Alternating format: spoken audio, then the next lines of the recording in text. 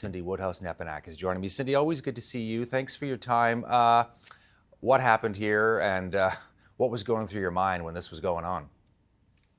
I think I was just stunned, and I want to thank Canadians that were in the plane that tried to mitigate the situation, that try to help. I think that it shows our country is moving in a good way, where they understood the importance of the headdress staying with me, the headdress, and people had recognized that. And I want to thank Canadians that were on board at that time to try and help.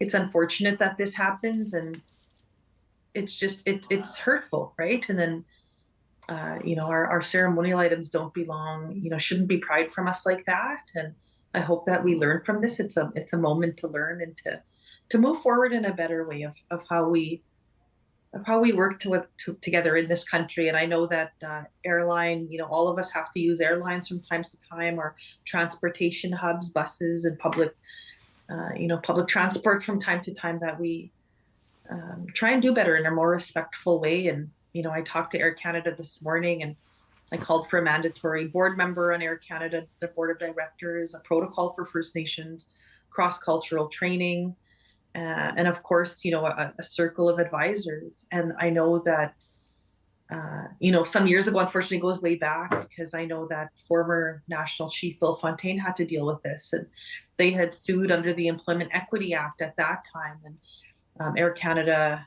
then was supposed to do major changes and making sure that the Canadian mosaic, so to speak, was reflected in these spaces. And I think that we have a way to go. And I look forward to getting to work with some of these companies to make sure that this doesn't happen again, particularly in the airline industry, that our people aren't harassed when they come on planes. And I've heard too many stories last night and today, when this story came to light, that people stepping forward telling me horrific stories. And I think we can do better.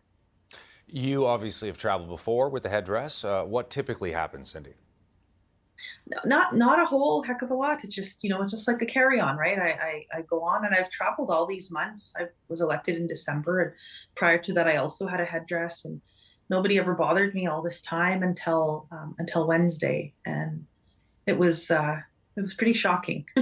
I couldn't believe it Yeah. in that moment. And for the flight attendants, who are, I guess I thought, must have thought they were following the rules. They maybe just didn't sort of realize. So you're talking about, hey, there needs to be more education. They need to understand that sometimes these kind of things are going to happen, and they have to have separate protocols in order to handle it respectfully, correct?